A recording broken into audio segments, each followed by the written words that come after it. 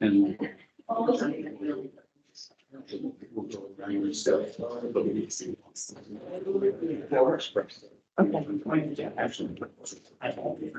Oh, really?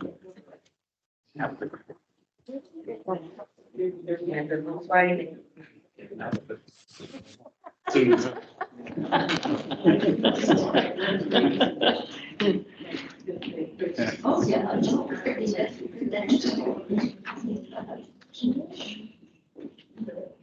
There's no reason that they think this.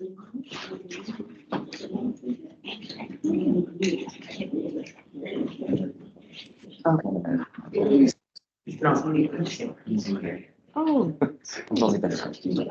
oh, cool. Are you enjoying it? Oh, cool. Trips and all that. Those foster people, like senior citizens, elementary school kids, or just primarily. You come back. I'll be really happy. So. Good luck.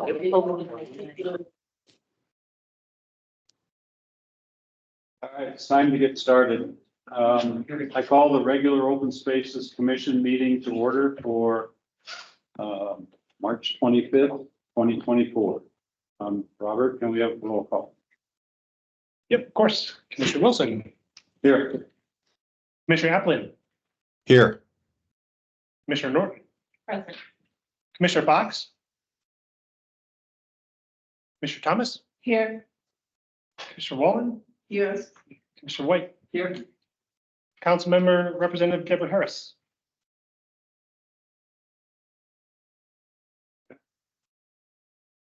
Moving on to the land acknowledgement statement.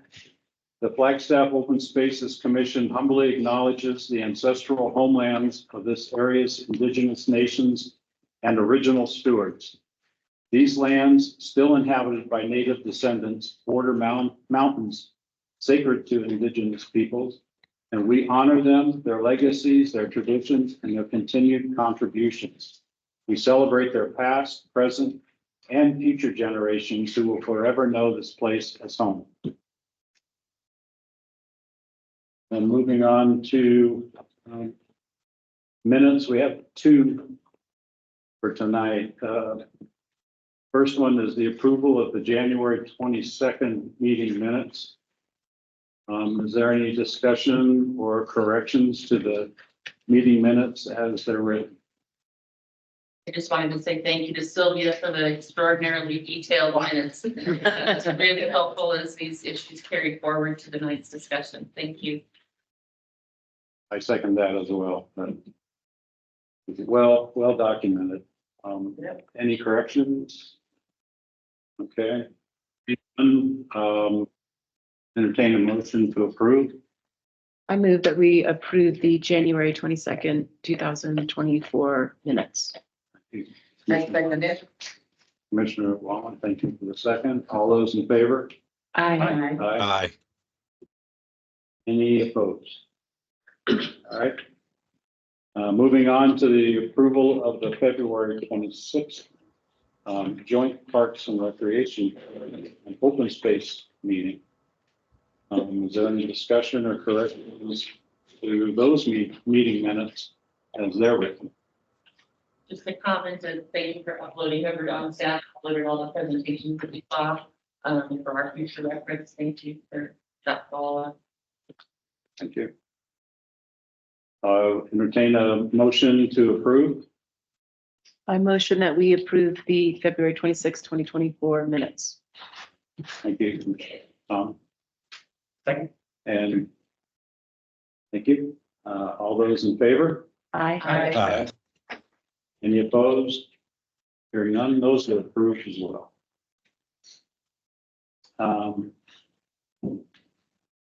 But moving on to public participation. At this time, any member of the public may address the commission on any subject that is not scheduled before the commission on this day. The Arizona open meeting law prohibits the commission or acting on an item which is not listed on the prepared agenda. Commission members may, however, respond to criticism made by those addressing the commission, ask the staff to review a matter, or ask that a matter be placed on a future agenda. To address the commission on an item that is on the agenda, please wait for the chair to call for public comment at the time the item is heard. Is there anyone here from the public that wishes to speak on a subject that's not on the agenda for tonight?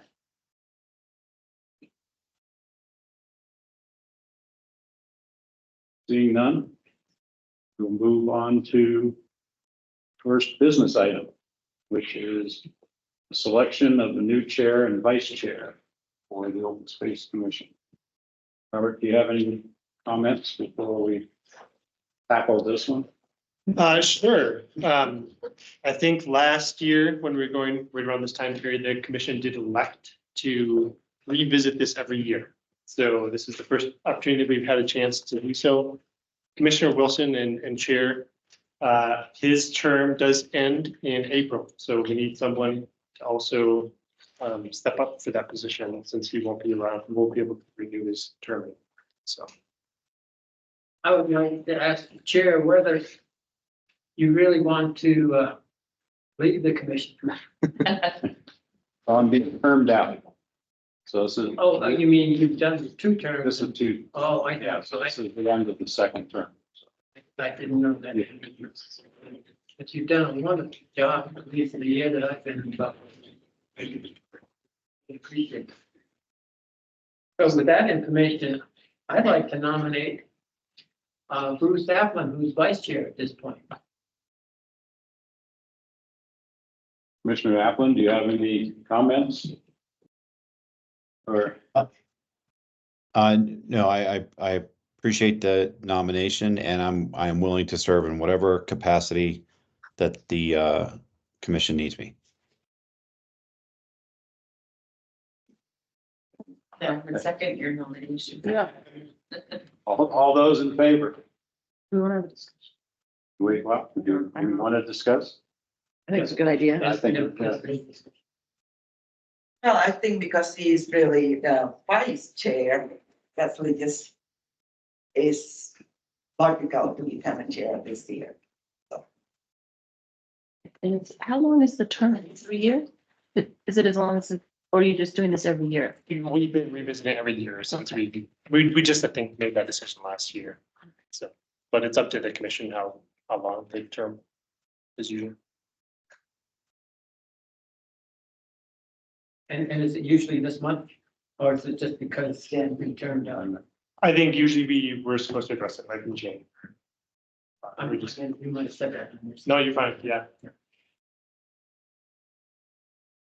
oh, I made the you motion. made the motion, I second? seconded. Okay, and all those in favor? Any opposed? Hearing none, congratulations. Thank you. And now we need to have somebody step into the vice chair position. Is there anybody who would like to? What are the vice chair responsibilities? To fill in when the chair is Oh, not okay. there, primarily. Okay. Typically, I will try to pick a time prior to the meeting to give you an idea of what's coming up on the agenda in case the group has questions about that, but typically it's only about 30 minutes or so. So it's pretty About a week before the meeting. minor commitment. I like to be the vice chair, but I don't know if I can nominate myself. Or somebody else want to do it? You know? I don't know, I'm not. I nominate Jackie. Or Tom, sorry, Tom. And I will second that. Okay. So all those in favor? Aye. Aye. Anybody opposed? Hearing none. Congratulations to you as well. Thank you. All right, Bruce. Great. We got a team. Share that. All right, so In theory, your new chair could lead the rest of the meeting if you would like. Oh, no, If you're the doing. chair would like. No, don't fire me yet. No, yeah, Yeah, usually. that's fine. I will handle the rest of the meeting. Not that I'm. All right, so the housekeeping is done, so let's move on to item B, which is the Hidden Hollow easement adjustment recommendation to the Flagstaff City Council. Is there anyone, before we talk about it amongst ourselves, is there anyone from the public that would like to speak on this issue?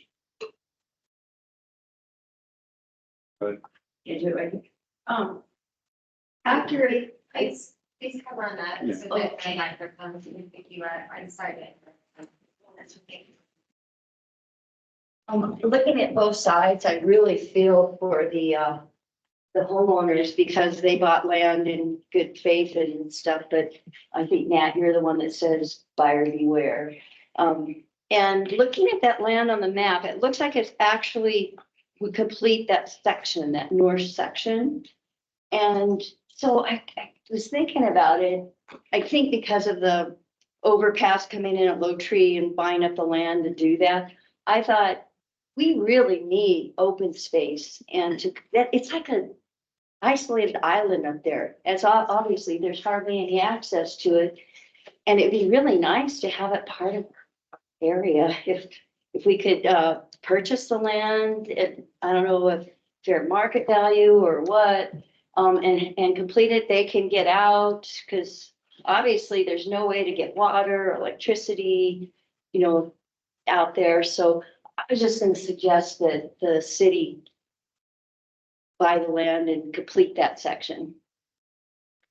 Did we get your name? Joan Martini.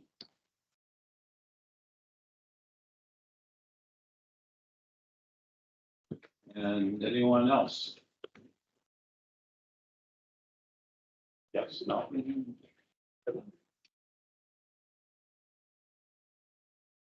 Yeah, just gonna just respond to that. Yeah, did you fill out a public comment card? Well, Perfect, yeah, you can just give. I'm gonna put it towards another one too. I do two times. Do you need another one? Can I just do it off of that one first? We can try that. I'm gonna say paper.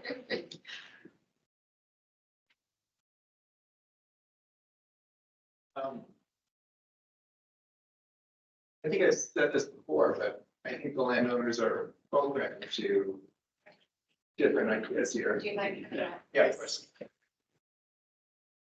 I think we're all open to the possibility of, selling property to the city, trading it. The city hasn't seemed that they're interested in that, but there's, this is a conservation priority and landowners would be open to exchanging their property for a fair offer. Yeah, that's my response to that comment. So I don't know if I have other things to say to that, but. Chair, what was the name? Cody Rounds.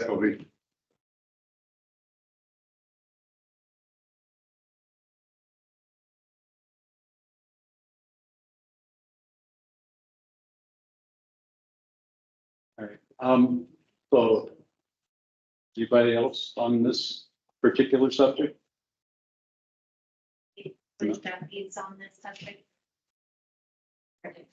Cody and Duffy? I'm the chairman. Oh, okay, I'm just kidding. okay, okay. That'll be next one. All right, so seeing no one else from the public, I guess we can turn it to the commission and comments and feelings, where do we stand on this? Concerns, I have some questions off the top before we delve too deeply into it. Could someone refresh my memory? What's the acreage of that particular section? 114 acres. I know that's your, those are your parcels. That's the private property. That's the part. So what's the acreage of, the section 6 of Observatory Mason? It's big, around 300 acres, so it's about a section, About 300, you think? about a half a section, is it? I believe so, yeah. That'll be, that is a double check for sure. And then my next question was, so the first generation right away obviously was between the state land department and the one owner. B, whatever that last name was. This second generation, if there was an amended right away, would that be a collaboration? I mean, who's contractually part of that? Is that the city, Arizona State Parks, and all the property owners? How will that be drawn? I think the current easement has been prepared for one property owner, Right. and So if we're that amended, property owner holds the easement that provides access to all of those properties. but it's not the state land department anymore granting it. It's now the Arizona State Parks, right? That's who's going to, would potentially grant the amendment. The Arizona State Land Department initially granted the easement in 1986. Right. When that property was sold from the Arizona State Land Department, it became a city property, and so thus our city property is encumbered with that easement. For actions that are, for groundbreaking type actions, the Arizona State Parks and Trails, they hold the conservation easement over the property, and they do need to review all projects that include groundbreaking. So they would have to review this project, and it would have to go through their review process. So it doesn't really change contractually that original right of way. It's still under from the state land department to one property owner.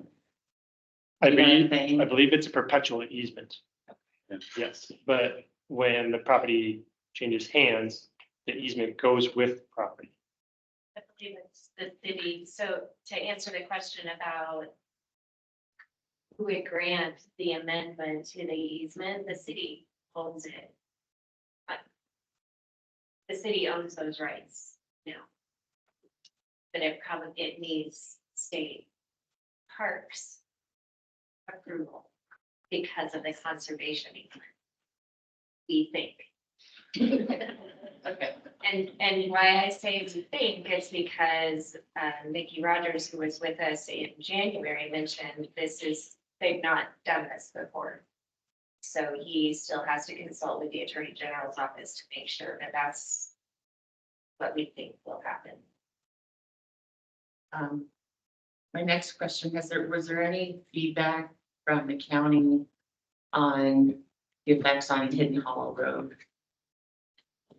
We did have some feedback. And I don't know if we need to do this, but I did have a short summary recapping the last meeting, if that's helpful. We do that? Okay. So the project that we're discussing tonight is the right-of-way easement from the Hidden Hollow Road through the Observatory Mason National Area to the properties on the eastern side of Section 6. There are two easements that are a part of this alignment. We're here to discuss the portion of the easement that runs through the city property. So starting at city property boundary to the private properties. You can switch that there, sorry. It was granted in 1986, as I mentioned, and it remains a primitive dirt road. This predated the city's purchase of the Observatory Mason National Area that happened in 2014. And because the right-of-way was created prior to the conservation easement, that it is recognized as a legal access to the private properties. According to information shared with the city by the engineering consultant, it would be very difficult to construct a driveway to be built within the boundaries of the existing right-of-way due to the topography challenges and constraints. In order for the road to meet code for emergency egress. This is the location that we've been chatting about here. So you can see those properties marked there in red, and then the access road comes through section 6. There. So in the last meeting, so thus I should say that property owners are investigating opportunities to amend the easement in order to be able to gain access to the property to allow them to develop their property. The conservation easement is held by Arizona State Parks. So when we do any type of groundbreaking activities in the natural area, we are required to submit a project proposal for the state parks and for State Historic Preservation Office review. I do believe that this project would have to go through that same process. And at the last meeting on this topic, the commission heard from the city fire department on emergency access requirements, background on the conservation easement, and on the potential development allowed by the city's current code and also heard from the current property owners as well. The new information that we have from the county is the county has no concern or issue with the movement of the alignment or the proposed improvements of the driveway. So as far as that is concerned, they had no comments. Did they have no concerns over the construction traffic over in Hollow Road to get to potentially the construction of the road? None that were expressed. And, excuse me, and that came from where in the county? This was a conversation from our community development office with their office. So the supervisor at that, of that district was involved in that. I don't know exactly who was involved Yeah. in that conversation. That was something that was just shared with me. It changed stuff. So I thought the goal for the commission. Yeah. Oh, Mr. Applin? Oh, thank you. Just a quick question that I don't know that we've discussed before, but has there been any analysis or estimate on the litigation time and expense that either decision would potentially implicate? not to my knowledge. We haven't discussed that. Okay, thank you. So I just put a brief slide here together about what the commission has considered at their last meeting as far as some of their considerations and concerns, having improvements to the road that would allow better access to those private properties. That includes additional traffic on Hidden Hollow Road, motorized traffic in the natural area that might affect wildlife or impact the ecology or water, restoration efforts, so decommissioning the old road that could be abandoned if an amended easement was moved forward with, invasive plant control, restoration to the cuts and fill areas as well. Dark sky compliance for lights that are on any new development, a gated entry to prevent regular motorized traffic into the natural area. But then to allow potentially pedestrian use access for the community of Hidden Hollow to access the trail system and observe areas in the natural area. Keeping all of any utilities underground, and then there was some concern of ADUs in addition to the 23 units that could potentially be built within current city code. So I thought that maybe the goal for the commission to discuss would be the existing easement, whether it should remain in its correct place. That could be a potential option. Whether it's acceptable to amend the location of the easement, or perhaps if the commission wants to support easement realignment with certain conditions. So with that, I'll turn it back to the commission for their thoughts and review. Hopefully that provides a little bit of a recap and it addresses a few questions.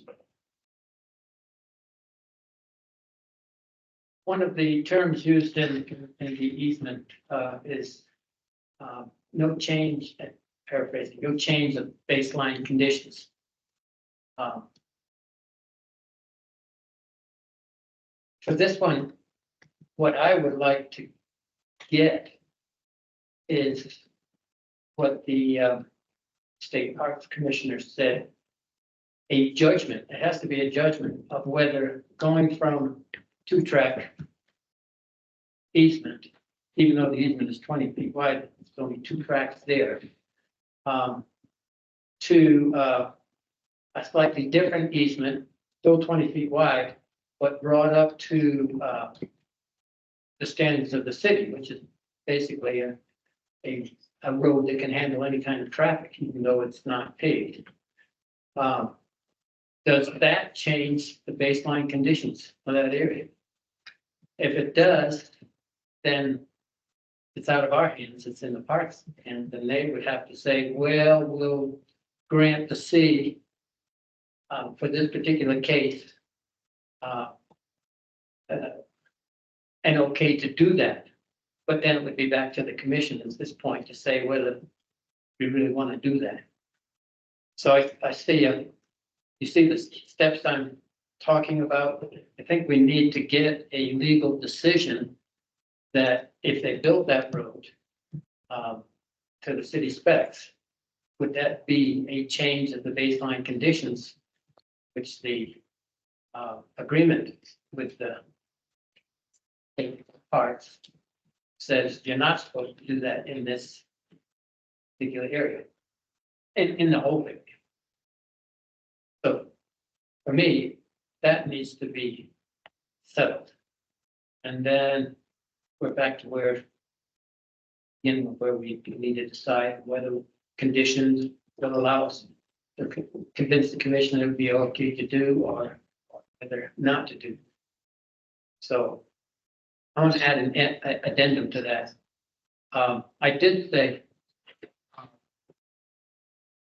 may the buyer beware, but I said it internally in my head with a lot of sympathy. It wasn't a cold comment. I was trying to make at that point. But Just kind of to follow that thought, at one point, I think we were talking about getting clarification from the Arizona State Parks on the impact to the, the 20-acre maximum, how that would affect that 20 acres on Observatory Mesa that we can develop over time. Did we ever get a clarification from Parks? We do have in our minutes from that meeting, Robert Wallace stated that the Arizona State Parks does recognize private parcel owners' rights under the easement, including the right to build a driveway. Under the city's conservation easement, the city is allowed to improve up to 20 acres. That's when you're talking about of OMNA, such as trails, trailheads, parking areas, signs, etc. So it does sound like the state parks, has already kind of made an agreement with the city about what can happen on that easement. And then, I'm just saying. Yeah, along with that, what is the impact to the maximum number of acres that can be developed with that in mind? Yeah, thanks for the question. The conservation easement does limit the city to develop only up to 20 acres of the property. And we have not met that threshold as of yet. As you all know, we've been working on the Observatory Mesa Trail Plan, and that is going to develop some of the property as we move forward with that plan. We have not gotten a direct answer to answer your question from Arizona State Parks of whether or not the development that would be outside on our property outside of the current easement would be subtracted from that 20 acres. Does it make a difference whether you've got a right of way that's essentially a dirt path versus a paved driveway? Do they consider that development, and would that impact that number? That's just kind of my question. And I can look at the acreage for disturbance if you like. And I think we're still talking about a dirt road. Is that right, Cody? Dirt road, that should be 3.1-ish, depending on what you count. Thanks. I was along that line, and when I was going through all these, so the original right of way was like for 3.54 acres. Mhm. So that obviously is not part of our 20, right? But if we adjust it and then there's that give back and the extra grading and all of this, you know, adding and subtracting, I came up with, it would be in excess of about a quarter acre that would have been above and beyond the 3.5 that was originally part of the right of way. We just don't know whether, how they're gonna count that. Basically. So I don't think it's an acreage problem as much. But again, for me, it's a baseline problem. Yes, the right of way here.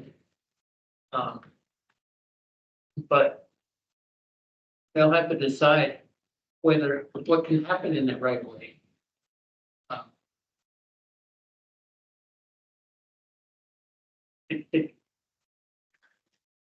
I don't think it would,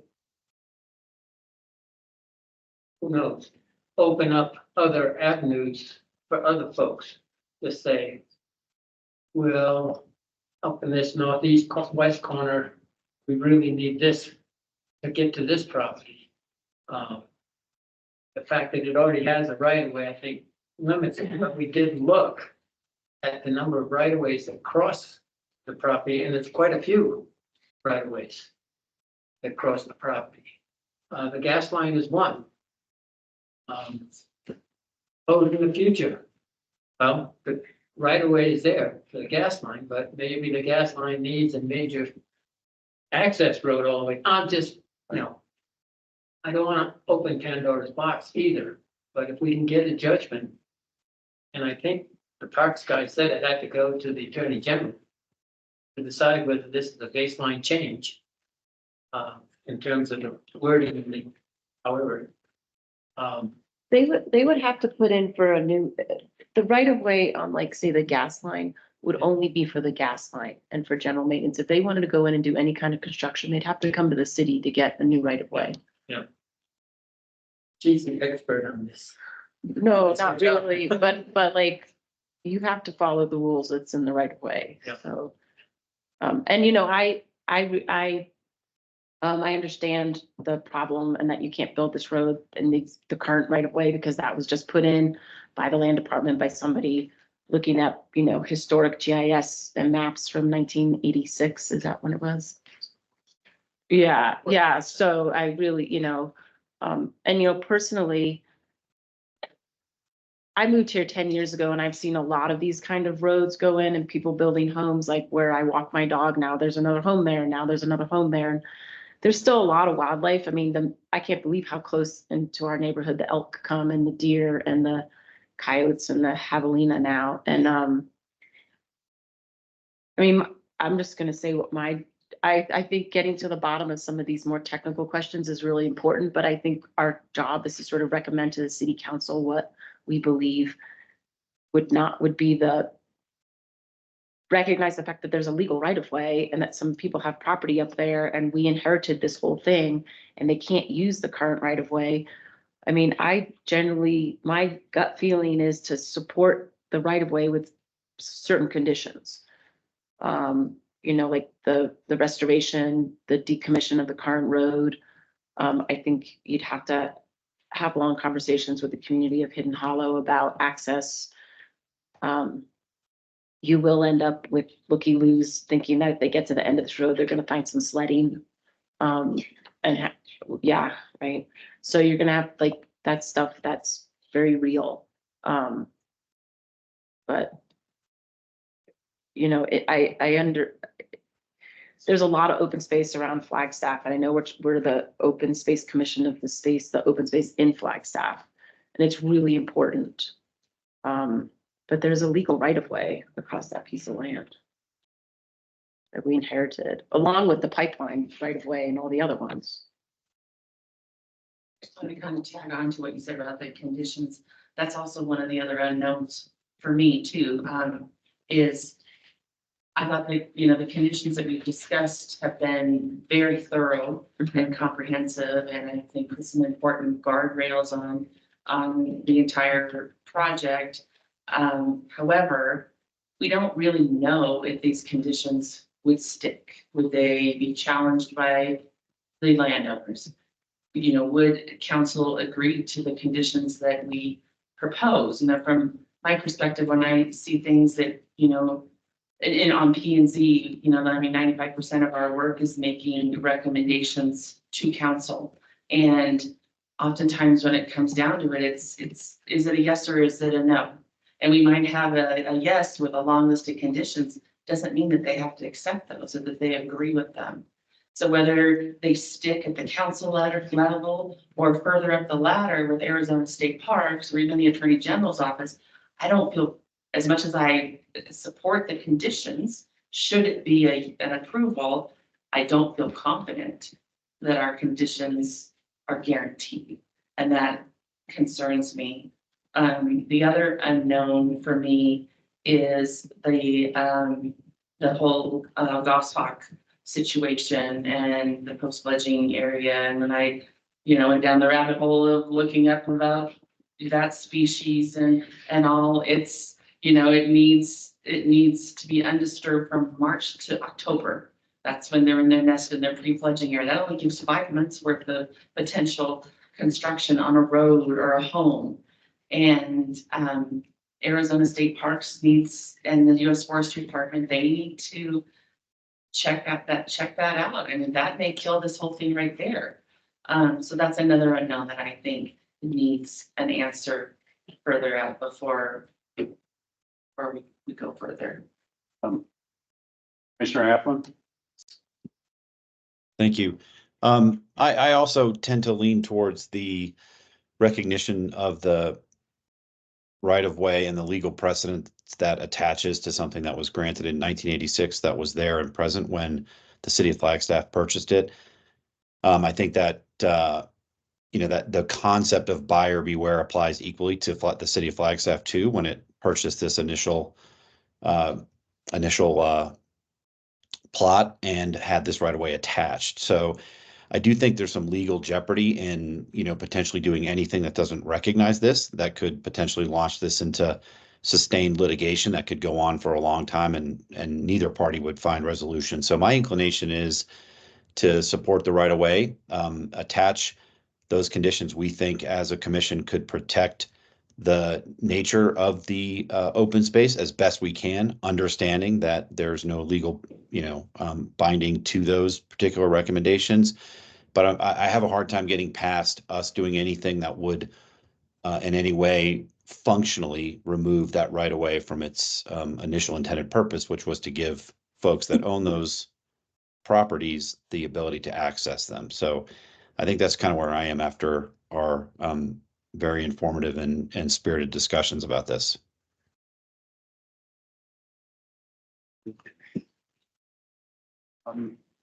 I'd like to add my comments as well. I'm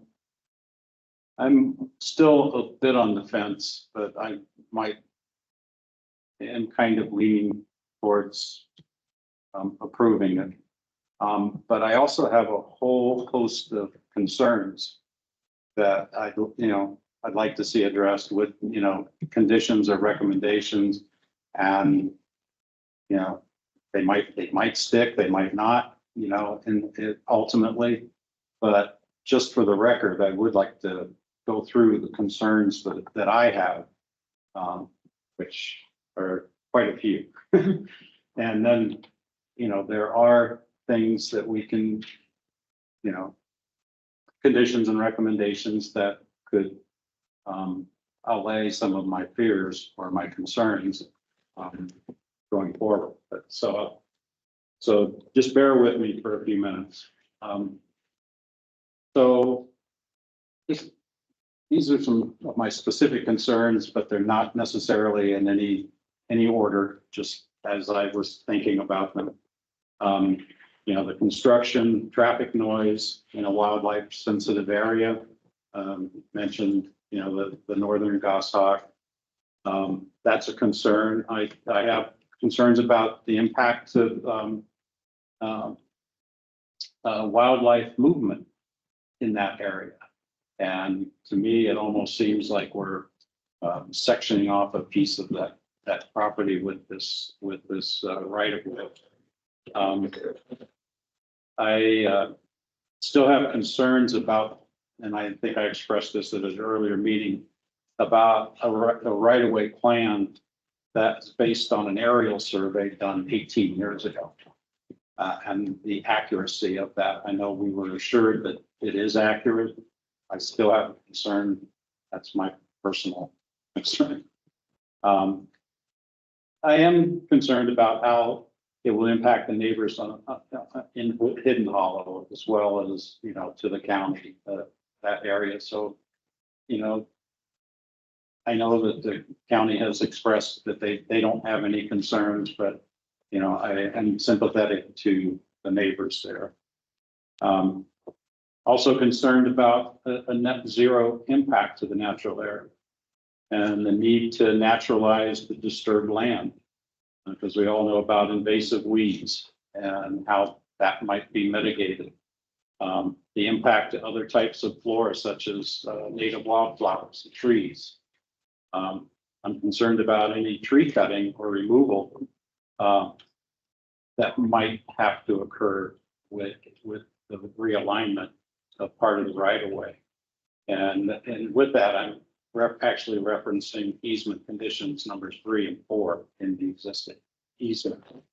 I'm also concerned about the impact to dark skies. I'm concerned about the accuracy of the estimated cost of the project and the ability to fund and complete. If the roadway is completed, my concern is any subsequent damage that might occur to the open observatory mesa and how that might be mitigated. I'm concerned about the prospect of providing utilities to those properties and how that might be implemented in the future.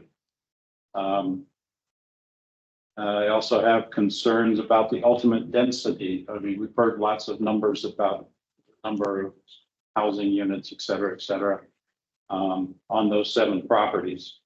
So I also have concerns around the intensity of future ingress and egress of the properties. Just the sheer numbers that we're talking about. And I'm also concerned about the final build, that the final build will deviate from the plan, that we make sure that we get an as-built certified survey provided at the end of the project if it goes forward. And that actually comes from the additional conditions in the right of way, item 3, both in the 1986 and the 2005 easement. So those are kind of a listing of my concerns. Now, there are things that I think could be put in place to ease those concerns, but those are things that I'm thinking about as I process, you know, how I want to go with this. But, you know, I think that a lot of this can be mitigated or you know, taken care of, but as the Commissioner said, there's no guarantee that anything that we put in will stick. So those are my thoughts. I just wanted to get them out there and let you know what I'm thinking about when I'm deciding on how to go with this.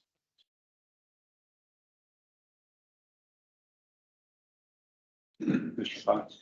Excuse me.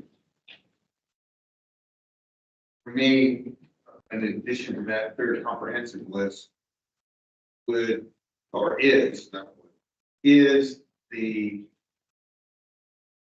intensification, for lack of a better word, wildland urban interface issues, especially with respect to fire.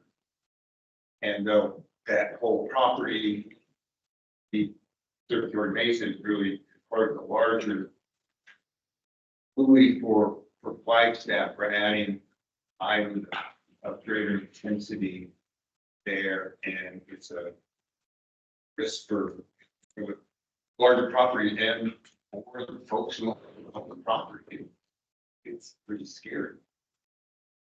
It gets very scary.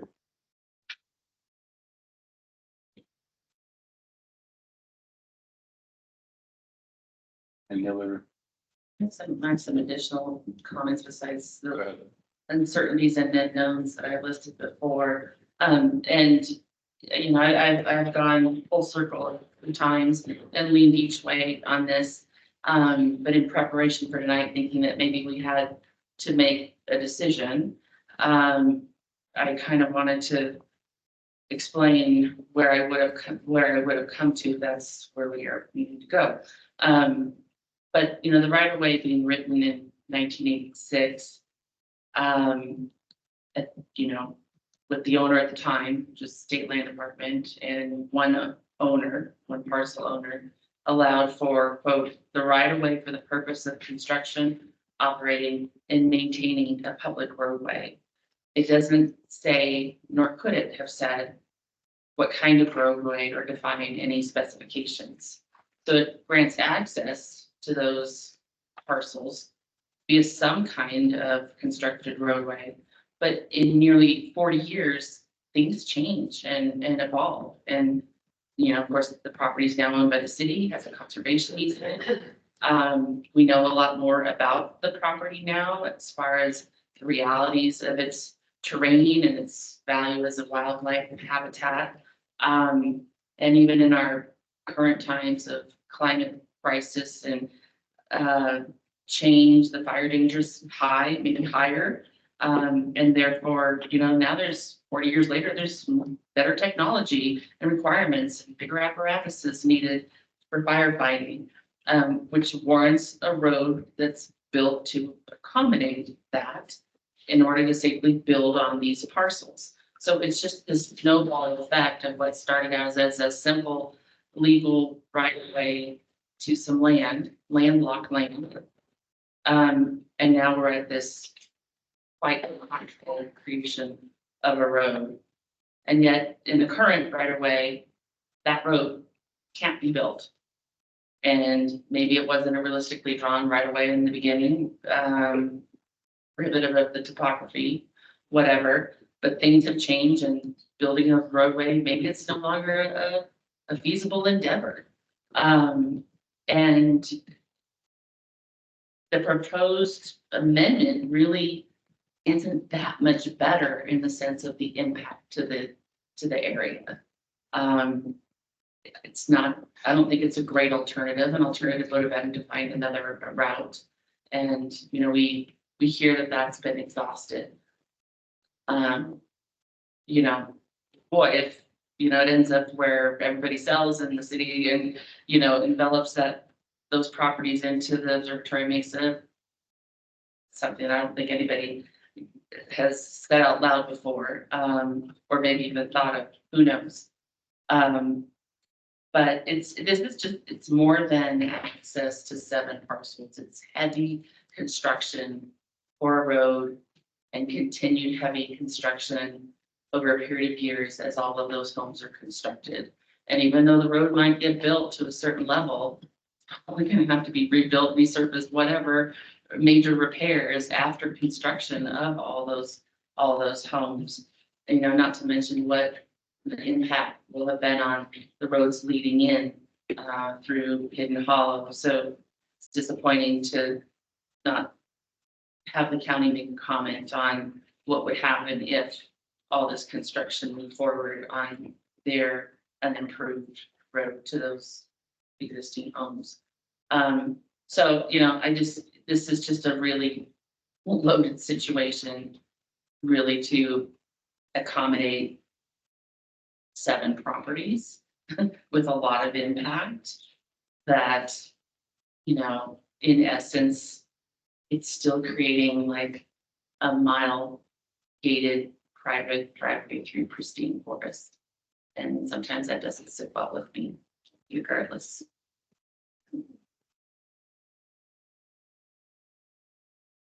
Yeah, I Oh, sorry, go ahead. You haven't said anything. Well, listening to all the thing and reading all the comments from the property owner, especially, I'm thinking, I know some of you in Hidden Hollow and what the impact if actually just happening.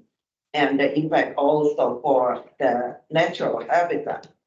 You know, just like mentioning about the forest, including flowers, animals, migration and everything else. To me, it's really just hard to decide because even though we make recommendations, let's say, first, we have to go to, not even the city council, we have to hear from the Arizona state legality first. You know, even the city council is like, yes, that could go.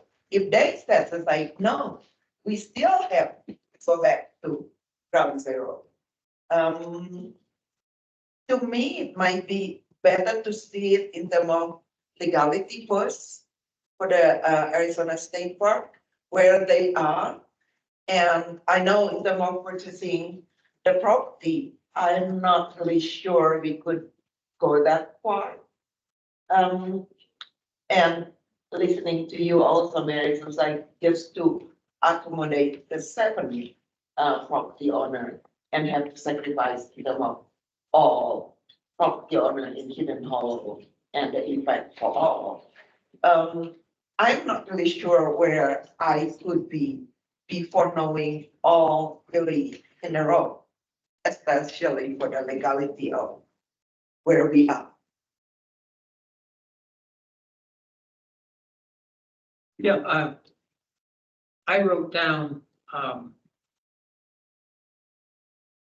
everything I would want to cover if the park and the Attorney General said, yeah, you can develop that right away at any level you want to develop to, because it's a right of way and it's there. And it could be paved road, it could be anything you want, as long as the city said it was okay. If they said that, then I have a whole list that overlaps with all of you guys of the conditions I would suggest beyond it. If they come back and say, no, that changes the whole baseline of the area. Yes, it's the right of way, and you have that right of way, and you can use it as is. But you can't turn it into a major road because it doesn't match the agreements of the easement. If they said that, then it's their decision, not ours. So that's where I'm at this. If they say it's okay, yeah, I'm willing to do whatever is necessary because they have the right to allow it to happen, but to protect all of the things that the easement is all about. So that's where I stand. And so that's why I would love to have a decision first, and then I could quickly move one way or the other. Especially for the condition we could talk later. Yes, yes, yeah. And even now, with the notes that are being taken, we can, for the next meeting, develop this condition list and kind of move in that direction until we hear it. Well, I would be interested in hearing the conditions. I mean, if you're willing to share now, and like you say, Robert is taking and because of taking notes. I also have a list. Yeah. And of what it would, conditions and recommendations that I would make if we move forward with this. So would that be helpful or? Well, in my case, I don't want to be redundant. They're there and we can share them. The only one that hasn't been mentioned, but was mentioned in your list, is that all utilities would have to be underground.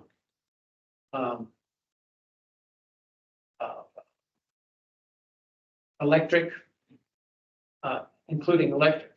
Now, electric could come up from a different direction. It could come up from the east side of the hill. Possibly, I don't know if there's a right of way for utilities to come up the hill that direction or not, the east side of the hill where the property lines are. But I think we've got a direction we can go to move ahead while we try to get some input from the AG and the parks. That whatever they put there on that right of way, and that's the kind of decision I would have to say is okay as long as it's okay with the city. I mean, I could see the city saying, well, I don't mind a paved road there. You know, and I don't mind this and that because it's on the right of way. So there are some limitations there in my mind. But I don't want this my personally, I don't want it to stall. I would add that it's not totally in the cities and this conservation easement that's blocking it. Three sides of it are private ownership, and that's blocking it too. And some of that ownership is not developed at all. But it's been set aside as open space for that particular section of the community. That was part of the development of that particular community. There is a road there that I used to run all the time before Cheshire was there. That could be accessed, but in the development of a certain portion of the Cheshire area, that was set aside and can't be changed to the homeowners as their particular open space. But my point though, the east side, the south side, the west side, south side, the east side, and the north side are blocked by private property. It's only the west side that's blocked by the city property, and that's just a note. I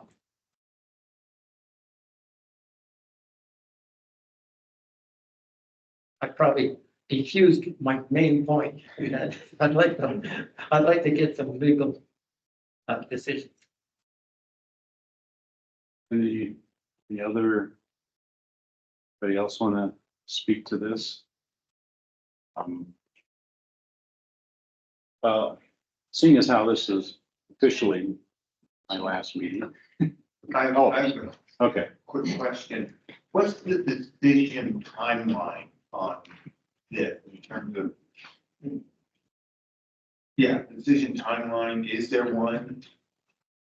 I don't think we've been given a specific timeline, but I'm sure the private property owners would like a decision sooner rather than later. I guess. Yeah. Mhm. Thanks. Seeing this is your last meeting, yeah. Chair, what are you gonna say? No, I would like to go ahead and just again, put on the record some of the things that I think should be considered or recommended if this was to go forward. Again, not, there's no guarantee, but I just had, a few things that I've written down. One is to create an HOA for those property owners, so it's as a legal entity that the city can work with. I'd also would like to see a performance bond and a specified warranty to the work that's being done. And as Robert's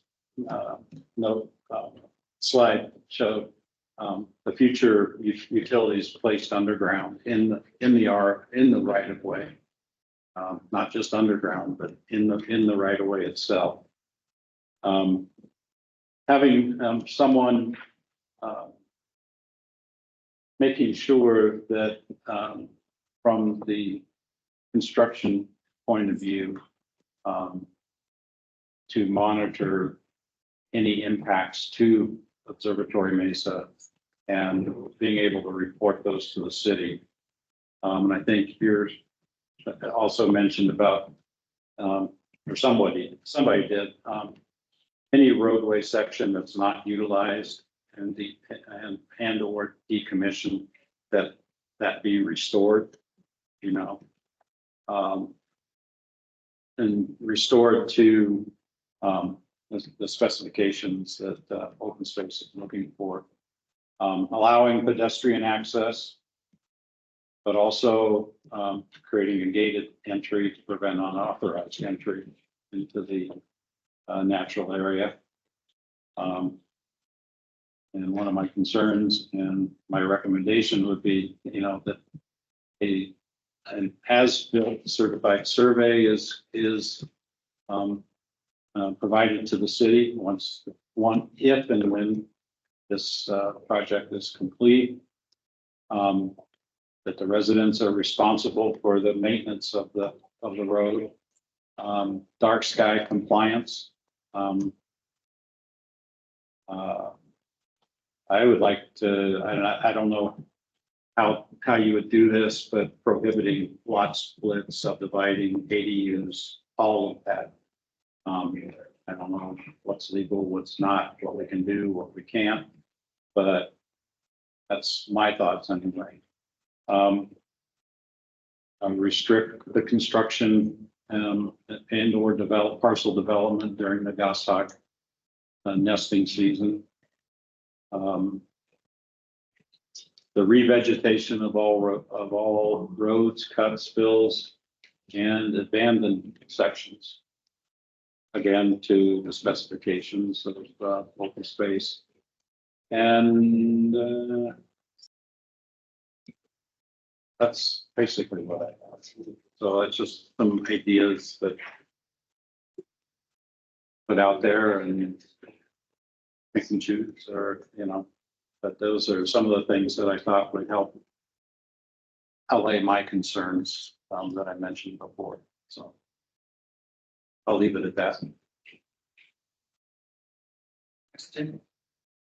At this juncture, do we have the ability, as open space commission, open space division, or some, whoever you, I don't know if it will be you, Robert, to call Arizona State Parks and say, our commission cannot make a recommendation to our city council without these questions answered, and push them in that way? Is that even a possibility, or are they just like, we want to hear from your city council what they are deciding?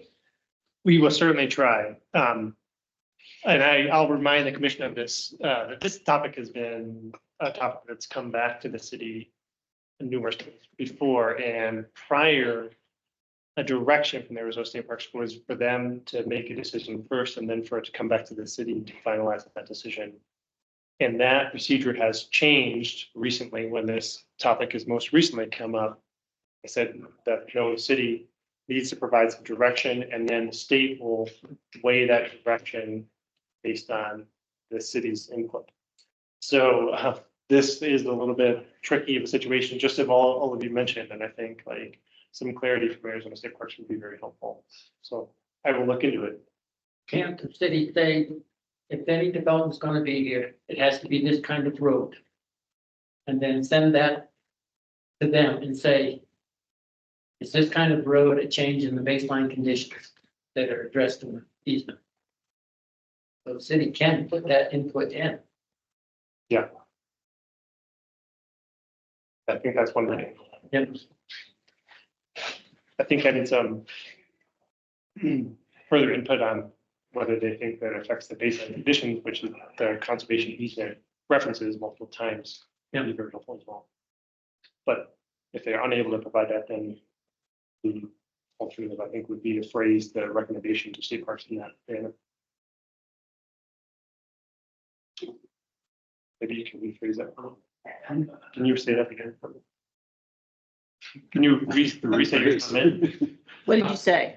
Listen, it almost past the age of. Yeah, I know. Come on, quick, before it goes away. Yeah, no, I was saying, you said that the parks was waiting for recommendations from the city. I'm saying that, okay, if we can get recommendations, you can say in order to develop this property, this type of road has to be developed. And it has to vary from the easement in certain areas. Does this change the baseline that is referred to in the easement? Conservation. And if they say, no, it doesn't change it, then we're in the discussion that we just had, setting up and technical conditions and things like that. Commissioner Applin. Thank you. I thought the observations made were fantastic. And for me, just listening to everybody's input, one of the things I'm thinking about is, number one, I appreciate the position the state must feel that they're in. And so they're probably trying to navigate some, relatively complex and tricky legal situations. So I don't know if we'll ever get the chicken egg thing worked out. But in the absence of a decision from them, I would still lean towards the recognition of the right of way with a minimally viable product, meaning whatever the least amount of disturbance and development happens to meet the requirements of the private landowners with maximally protective restrictions as part of our recommendations. And I think like that's kind of the summary with details to TBD, but that's kind of, I think, where I'm landing. Thank you.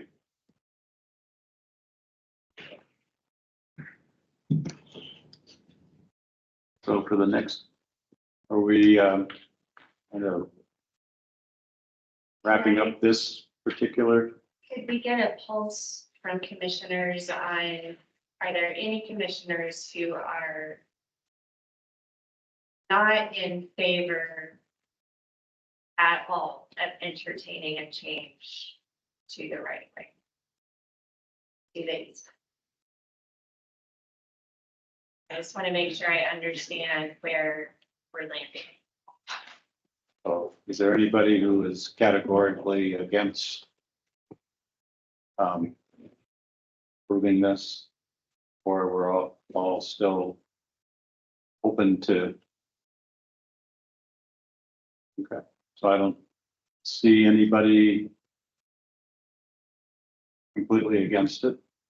So Next meeting, would it be safe to say that consensus of commissioners with the information that you have in front of you by today, and only by today, is that you're open to this with conditions which will be determined which will be a list finalized for recommendation at a later meeting? I'm good with that. I would add though, if conditions start deteriorating, then I'm a no. And I'm not close on the fence. And certainly we will try, as Robert said, to get more answers from state parks. What we have now that we didn't have when we first started the conversation with state parks was any of this discussion or where the commission might be leaning. And so I think, and I have expressed to Mr. Rogers that at a minimum, the council will need to know, the city council will want to know the answers to those questions, even if we don't have them before the commission.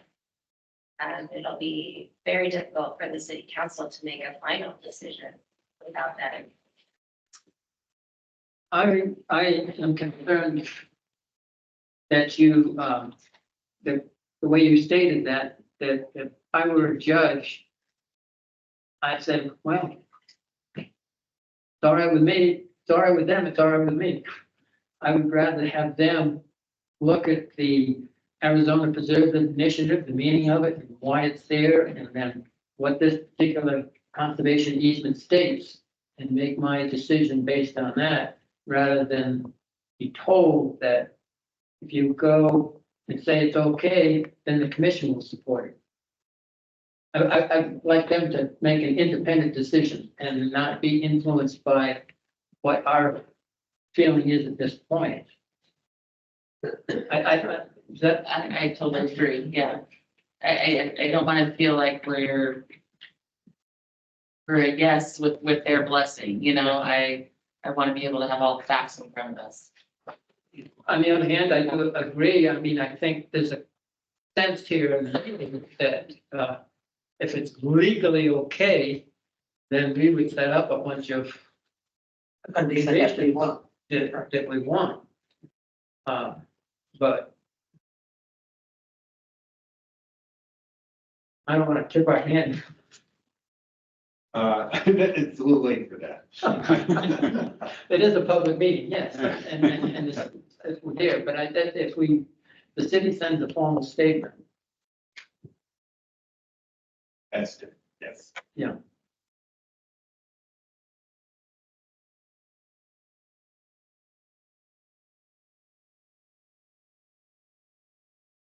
So for the next meeting, we're looking at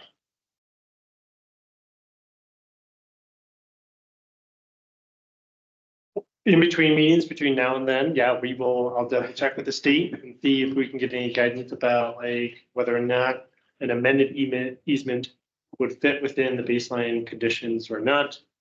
And I'll bring that back to you. That is the one takeaway that I think I've gotten. And then also that maybe we'd like to hear from the US Forest Service and Game and Fish about goshawk. So those two items. But I'd like to emphasize, I'm not arguing against the easement there. I'm not even arguing against changing easement to make. What I'm saying is what you develop on that easement is the thing that will change the baseline. If you change the easement a little bit and kept it a 2-track, but it's the city requirement to develop that easement to certain standards that I feel could be detrimental. And could be against what the conservation easement is all about.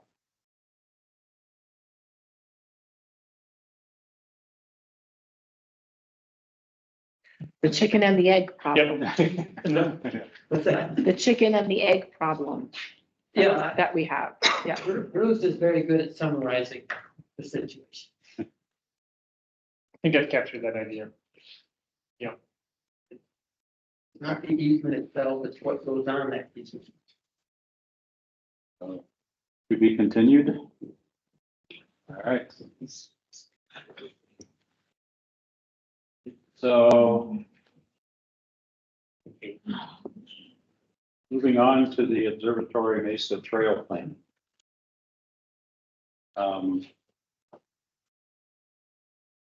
Are you making a presentation or you're just here to answer questions? I believe Robert has a short presentation to start us off.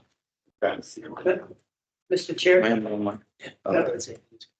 Mr. Chair, may I ask a couple questions? What is the staff's goal of this next discussion? Because at first said it's a decision, but then later on, we got emails saying, no, it's just a more further discussion and so what is our goal? Yeah, I apologize for that discrepancy. It is a discussion. Yeah, it doesn't have to be a decision at this point. In fact, I have a few introductory slides to kind of do a little bit of recap if that helps. And then Mark and Jessica are here to help us out with that discussion.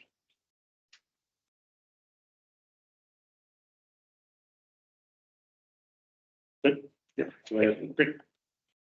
So I just thought I'd take the opportunity to recap this particular item since it's been a while since we've discussed this particular topic. So this topic is a discussion item, as you were alluding to, Commissioner White, for the commission to continue their review and input on the Observatory Mesa Trail Plan. Slide 2. As you'll remember, staff have created a draft concept of the trail plan with public input, and the commission has been reviewing that plan and providing this input as well. The draft concept was reviewed and updated following public and commission feedback, and those changes are included, such as trail mileage reduction and alignment revisions that you can see on the map there.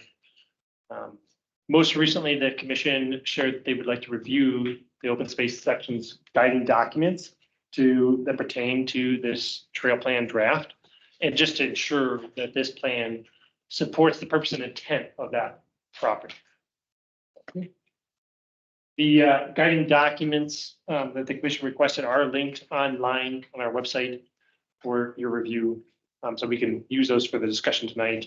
The items that were last discussed by the commission that were expressed as some considerations and concerns are related to single use versus multi-use directional trails, balance between recreation and preservation, and e-bike use.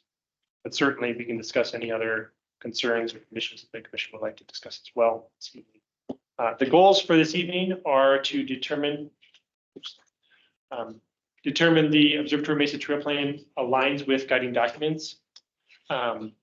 And if there are sections of the plan that don't seem to align with those documents, to identify those sections or topics of the plan and identify why they don't align, so we can make revisions to the plans further.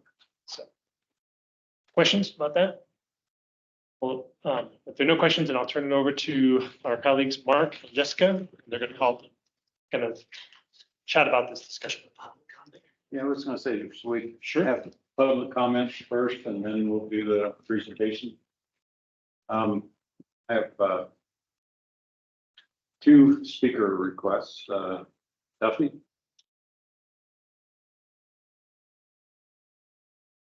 Thank you very much, Duffy Westheimer. So I don't know if this is what you were looking for earlier when you asked about the acreage. It's 408 acres of the state trust lands that we're looking to purchase.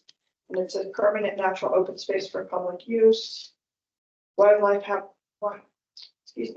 habitat protection and conservation of this observatory viewing quality. So I know this trail discussion has been going on for a long time. I've been asking for a long time. Staff and consultant to talk to all the neighborhoods that they identified, of which there are more than what they identified. 20 some neighborhoods surround that base. And they even say, because of that, the area receives substantial recreational use due to its proximity and it's heavily used. I know from 40 some years of going up there that a lot of the increased use is because of the urban trail, that it's brought people up there. The events are adding more people up there. So my concerns are fire, because I live at the base of the hill. We see a lot of unsheltered people walk right up into the forest. We have a couple who have been living there for years. They're pretty savvy, I think, about not burning down the city.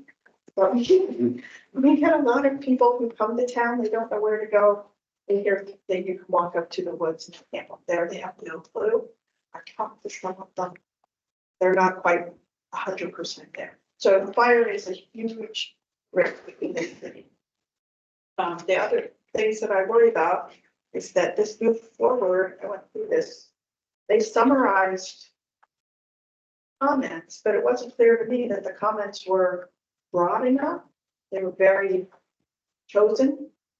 So they were presented with sort of some vague information about how broad the comments were, and people who were for this and people who weren't for this.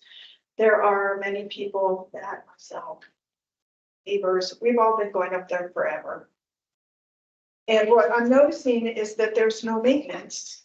And maybe if there were, it's just start with maintaining what's there. The urban trail had a downed tree across it for months this winter. Nobody went up and did that. They're doing some fire crews up there now, and they probably cut that recently. There is a lot of grading of trails, which is mentioned in there, and that's because there are rocks. And some people are comfortable with rocks. So just maintenance with what's there, I think would go a long way. And not just blow this up like this trail plan does. So I looked up some words in the plan. I looked up enforcement. The only enforcement that's mentioned is signage. It's not going to work. I saw some guys go up there on their pedal assisted motorcycles the other day. I'm like, hey, you guys, this is non-motorized. And they're like, yeah, whatever. And they just go on. They go fast and they go far, and they have a big impact on them. So I looked up. There's nothing about staffing and maintenance for enforcement that worries me. There were only 2 occurrences of the word enforcement. That was with signage. I worry about there being big events up there. The parking on the city side is not sufficient because the park is used a lot.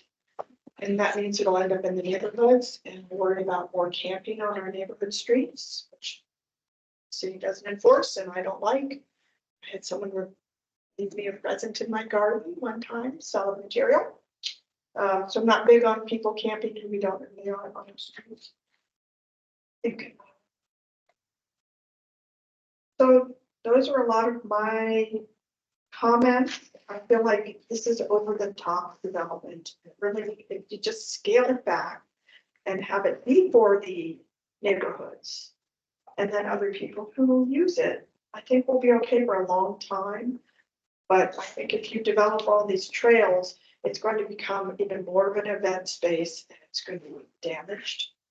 And it's not going to be the natural area that I've been, my neighbors and everybody else that we've been paying for with the bond. So I just think this is way over the top. It doesn't need to be. I think that's most of my comments. I'm not for the pedal assisted motorcycles. I'm not for directional trails. I'm not for anything that needs enforcement because it won't happen. And so there's no point in putting those in place if you can't make sure it'll be fine. So thank you. Thank you. Joan?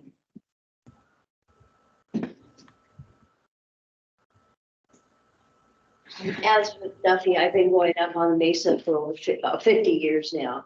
And I agree. It seems that if anything's done, maintenance and enforcement of people living out there, I have been passing a gentleman. I go all the way out on the borderline trail, the Forest Service and the city trail along the border. And there's a person that lives out there, and I see his tracks before mine and after mine every day, and haven't had any bad encounters yet with him, but I've seen him hauling stuff in there.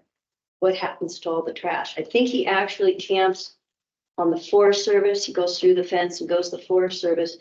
And I haven't reported it because I don't know the exact location, because I don't feel comfortable going and trying to find out where he's actually camped. But the enforcement, that's the key. I mean, we can't enforce what we have now. If you allow e-bikes and say, well, it's okay to have 20-mile-an-hour e-bikes that are pedal assisted, how do you enforce that? If they're prohibited and people go in and hurt someone or we report it, then it'd be, I'm not gonna say, I don't know if that'd be easier to enforce, or people like me could say, hey, they're illegal. But right now we can't, and I can't tell by looking at a e-bike if it's pedal assist or throttle or can go 20, because you can put a battery on those. And I've seen people on Thorpe Park Road when I'm coming home going 40, 50 miles an hour on, and they're pedaling to make it look like it's an e-bike, but it's totally throttle assist. And it scares me because they come so quick. If you move that into the forest and it's prohibited, I think people are going to behave a little better. If it's legal, I think it's going to be a disaster. As far as directional trails, I reported one to Robert that was being made, that people were moving dirt. They were doing all the things that I read in the easement, conservation easement, you're not supposed to do. Building jumps. Now they have a jump off of a huge rock outcropping and comes down and meets its hot pockets. They've done more maintenance on it. Not maintenance. I thought a javelina went through and dug up. That's how bad it was, because it was just chewed up where they were putting bank turns and jumps and stuff. Those are beautiful canyons. They've got plants that you don't have in other places. And so I really don't want to see those officially be downhill trails, because it's not going to deter people from doing, they have certain things they want, but they're going to go in there and they're going to do it.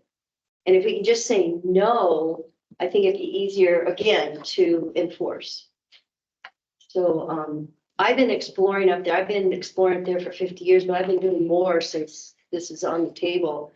And it's just amazing how hundreds of elk. I saw bedded there where they lay down and stuff. And it's just, if you put trails all in that area where I don't know, where are the animals eventually going to go? I know there's hundreds out at Lockett Meadow, not Lockett Meadow, Quintana area where Walt Taylor lives. He sees hundreds of them go by, and I don't know if they're the same herd. So do they get over 180? I don't know. And I've seen antelope up there regularly, and I mean, I know I'm probably guilty of disturbing them more than anybody because I'm up there so much, but I'm quiet and I, try to be respectful. So please, no directional trails, no e-bikes, because there's no way to enforce it, and keep it how it is. Thank you. Anybody else from the public want to speak? Or we continue us? I'd like to speak if I can. Can you hear me? What's your name, please? My name is Rick Moore. Go ahead. Go ahead, Rick. Okay, great. Thank you. Well, first, I'd like to thank all of you for being willing to give your time and energy to be open space commissioners. I'm going to keep my comments short and to the point. Single-use trails. Single-use trails should not be included in the plan for the simple reason that bicycles should not be ridden in a natural area that requires separation between users. Hikers and bikers should easily be able to share a trail if they are respectful of each other and are interested in experiencing a natural environment rather than focusing on the challenges of riding a trail. Directional trails. What I mentioned about single-use trails applies to directional trails, except that directional trails are by their very nature designed for high-speed riding and jumping that is antithetical to the rationale for creating a natural area. Observatory Mesa should be managed as a natural area, not as a playground for bicyclists. Balance between recreation and conservation.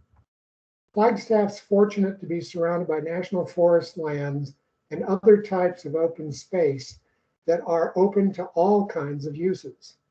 Surely, we can set aside one area that is focused on providing the natural habitat needed for wildlife and as a place for people to recreate in a low-key way while enjoying the natural world. As far as e-bikes goes, the conservation easement specifically mentions passive recreation values as a purpose of the easement. E-bikes have a motor and should not be considered passive recreation. The Flagstaff Area Open Spaces and Greenways Plan repeatedly refers to non-motorized trail use in open space areas. Observatory Mesa is and should continue to be a non-motorized area. There are hundreds of miles of roads surrounding Flagstaff where motorized vehicles are allowed. It's important that we set one area aside where they aren't. Thanks a lot for providing this opportunity for me to pass along my thoughts. Thank you. My name is Bill, and I just wanted to second their comments about maintenance up there. You know, there's down trees that have been there over a year. So people that aren't supposed to drive there, drive around them. So now the forest roads got a detour. And I don't know what your responsibility here as a commission is to maybe recommend to the city. And I have no idea what the budget is for parks and all, but if you're gonna do even more stuff, you're not even paying for what's happening now. So I think that's part of the decision is somebody needs to decide, we want this open space, how the heck we're gonna pay for it? And I said, I don't know what discussions are as far as budgets go for up there, but they're obviously not getting enough money to do whatever their current responsibilities are. Thank you. Can you? I'll fill out. Fill out. Keep your card. I'll give you one before we leave. Anyone else? Okay. Thank you, Chair, for one more meeting. One more close one. Hello, Commissioners. My name is Mark Losa. Work with Southwest Australian Resources, and we've been working with the Open Space Department on our Greater Observatory Mesa Area Plan. Today, as Robert mentioned, you all reviewed the foundational or the guiding documents to the open spaces, correct? And so we don't, with the time that we have left today, we don't think that this conversation will necessarily be completed today. So what we're looking for is to get as much information as we can from each one of you about your perspectives on how you feel the plan remains with the foundational documents or doesn't. And what we're hoping for today is as much detail as you all can provide. As far as, which documents gave you cause for concern if you have concern, to allow us to better prepare for additional discussions. And so really, from Jessica and my perspective, this is an information gathering discussion that we like to have with you. And if it's all right with the commission, I'd like to go through one by one and hear from each of you on your perceptions on the guiding documents and the alignment with the draft trail plan. Does that work for everybody? If we have any time after that, we can open up for more general discussion, but again, like we're really just trying to figure out how to best have conversations moving forward, to kind of get at the heart of what you all have concerns with, if you have concerns. If it's all right, Commissioner Applin, I'd like to start with you as the online commissioner, because I honestly tend to forget our online folks until the very end. So if we can start with Commissioner Applin, that would be really useful. Yeah, thank you. So I think my concern specifically about the foundational documents and this current plan are balancing the intent of the recreational value that's been mentioned in the founding documents with the seemingly sometimes contradictory value of preserving a natural area. And so fully understanding what the intent was and how those two things potentially balance out is kind of where I am with regard specifically to this plan. Secondarily, the comments made by the previous speakers are concerns that I share, which is enforcement of the existing rules and regulations that are in place or lack thereof, whether that's funding or personnel or whatever. And I think that while not necessarily related directly to the foundational documents, has to be considered here because rules, regulations, and guidance mean little if we're unable to, enforce them. So that would be my input, and I appreciate you calling on me. Thank you. Yeah, thank you. Commissioner Applin, is any of the guiding documents stand out to you in reference to the balance of intent of recreation and preservation? That's a good question. Which ones? No. I looked more holistically, bigger picture than I did for specific documents. So I'd have to give that some thought on which one I would surface as more on point for that particular topic. I can't answer that right now. Okay. Thank you, Commissioner. Appreciate it. If we can, let's go clockwise around the triangle. Commissioner Thomas. Am I in the place of the clockwise?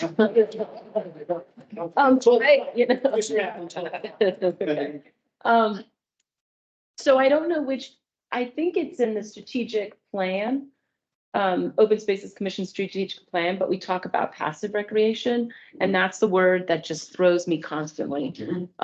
So it's very similar to what Commissioner Applin said about the balance or the intent of passive recreation in particular is where I really, what does that exactly mean? Because it means something if you're talking about Forest Service wilderness areas with a big W, or areas with little W's, or our open space area. So that's where I really, that's the word that really throws me when looking at this management plan. So I'm just going to be brief. I mean, I really recognize the fact that we have all these incredible bits of parts, native plants and little canyons and water courses and wildlife and all of that. And I recognize all of that, and that's all brought up so many times in our foundation documents. But the term passive recreation, I'd love to know. That's the one that I really struggle with trying to match with our trail plan. Sure. And when we talk about bikes in particular, and then I think about horses, so thank you. Yeah, thank you. Okay. Commissioner Wilson? Oh, we've been at this, I'd say, a very long time. Yeah. And I've got to say, over time, my view has changed in that I believe less is more. You know, the original documents that we saw had a gazillion different things going on in the Observatory Mesa. And I think as it's been scaled back, I'm beginning to see that that's the direction that I would like things to go, and has been commented, you know, passive recreation. And for me, the management plan for the legally designated open space is it's you know, has all kinds of points about you know, manage and maintain to, you know, enhance the diversity of habitats to support native wildlife. Limits public use to those that do not materially degrade the conservation values of the property. And so I think some of the things when you're talking about mountain bikes and all these trails, you know, whatever jumps and all the, that's not Observatory Mesa, to me, is supposed to be. Yes, I think we need to provide different types of passive recreation for different segments of the population. But again, to me, less is more. You know, e-bikes to me is a flat no. I mean, just period for me anyway. And you know, the direction, you know, as the person online mentioned about directional trails and single-use trails, I think that's a little suspect as well, as far as enjoying the Observatory Mesa as a natural environment. I like to go up there and walk. I love the quiet and walking the trails. So again, for me, less is more. I'm over the last couple of years, I've been working on this as we brought it down somewhat at the beginning. I'm beginning to like it a little more, but I'm still concerned about some of the other aspects. Yeah. Can I ask you a follow-up question? Sure. To help Jessica and I, you mentioned directional trails and single-use trails, and you mentioned the management plan. Is there any other of the documents that you could point us to? Well, as far as the strategic plan, but then there are also other plans within the city, not just the legally designated open space management plan, but, you know, things like the climate action and adaptation plan of the city that talks about protecting existing forests, its resources and meaningful open space. The regional plan, you know, in fact, the existing regional plan and policy, open space 1.4 is to use open space as opportunities for non-motorized connectivity, to interact with nature and to enjoy the views and they say, and quiet. And that's actually in that document. So there are foundational documents that relate specifically for Observatory Mesa, but there are also documents that relate to the vision of what Flagstaff, what it hopes to be in the future. So I think some of those other documents are just as important to keep in mind as you look at this plan. Yeah, great. That's really helpful. Yeah, I appreciate that. Anything else? For now, at For least. now. Okay, thank you. Commissioner Fox? I agree with what's been said so far, so I will not repeat that. One item that not in the plans in very detail that is concerning to me and brought up by our public members is a clearly stated goal of monitoring and maintenance. I used to teach about road construction. And when my mantra was, if you don't have a good monitoring and maintenance plan, then don't build the road. Because it will be a disaster. Disaster in the making. So I would say that's something that's missing in the foundational documents. Oh, okay, in the foundational documents, got it, yep. And the draft version of the trail plan. Correct, okay.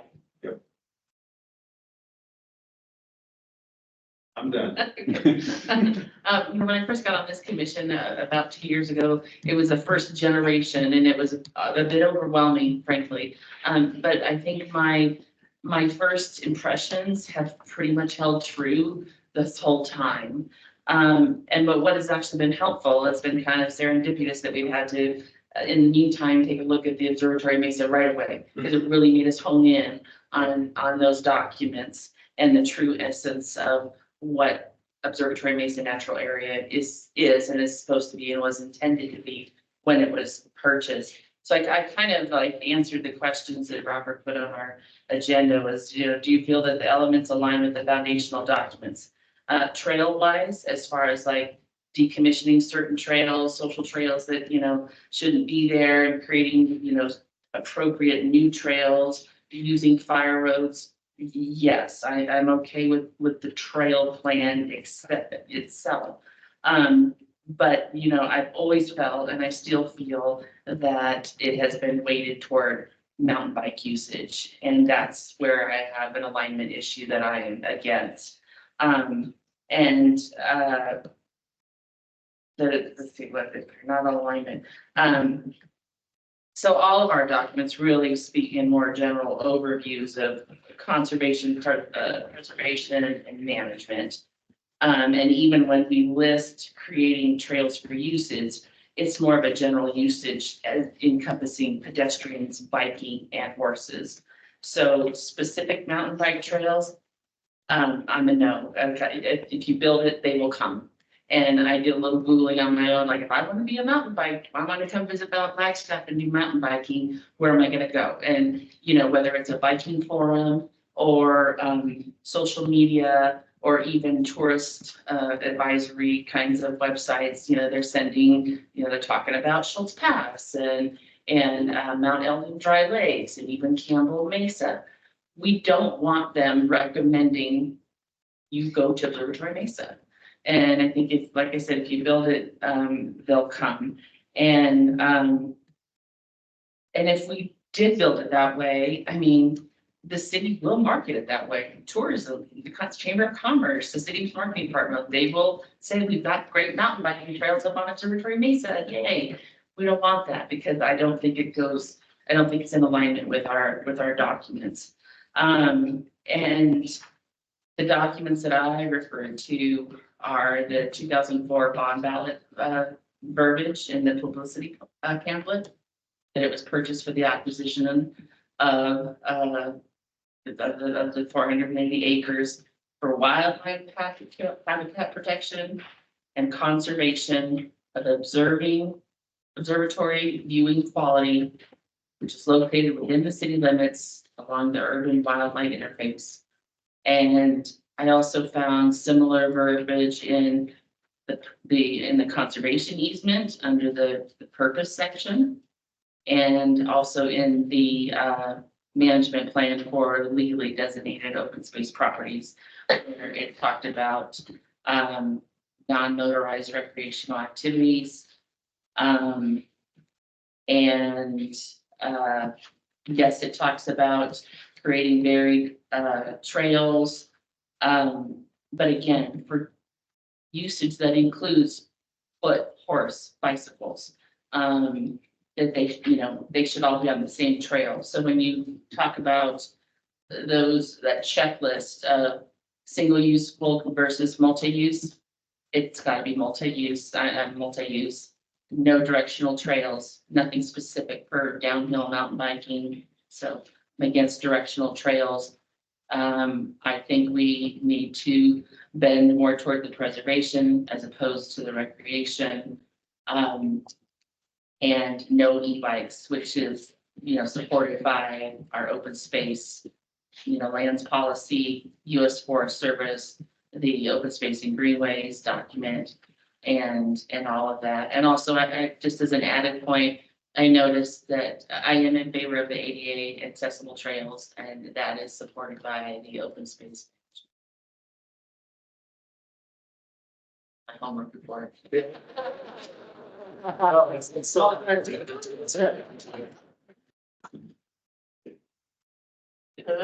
it.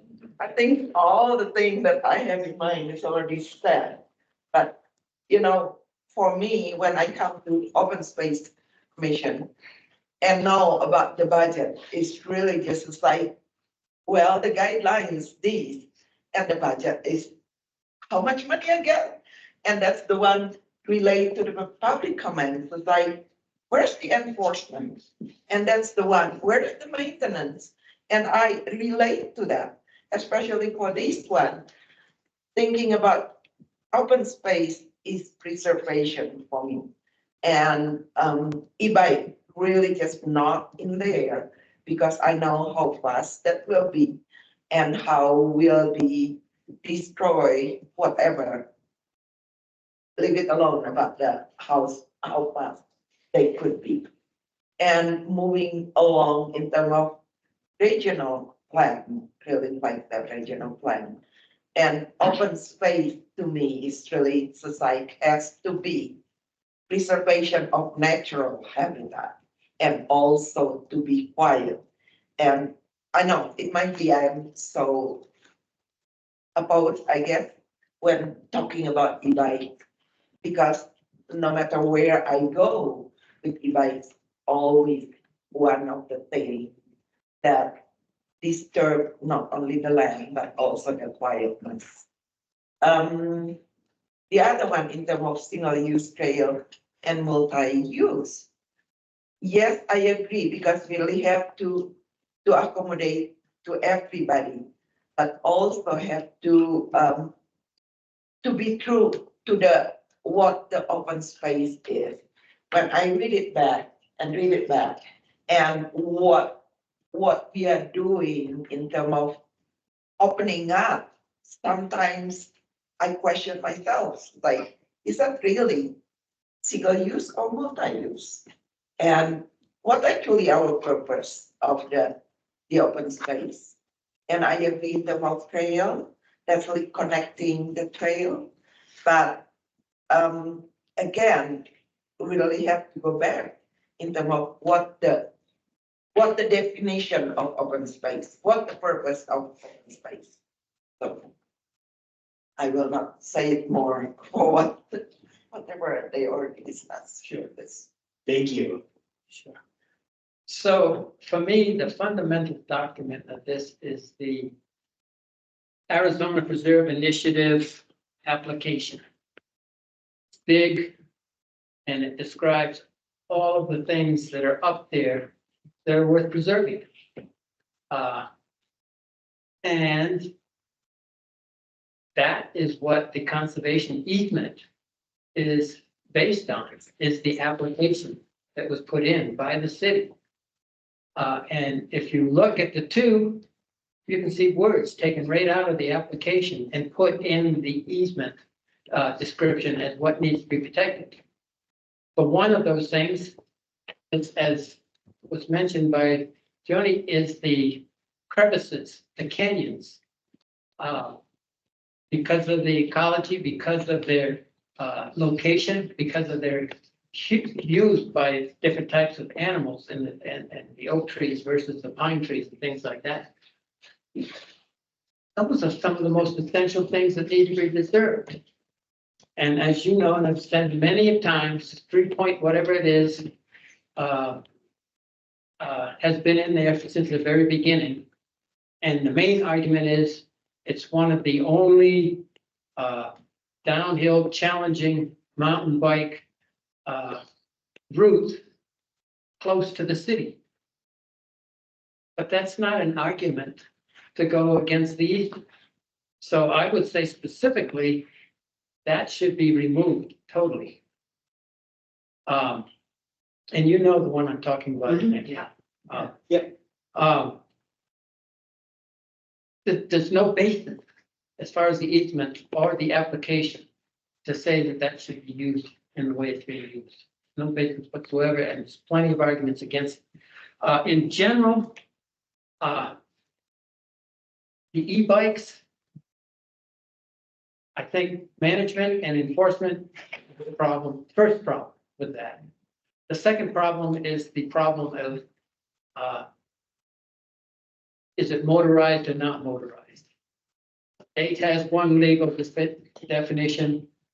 The Foots Trail system has a definition, but it doesn't allow it in Park and Buffalo Park.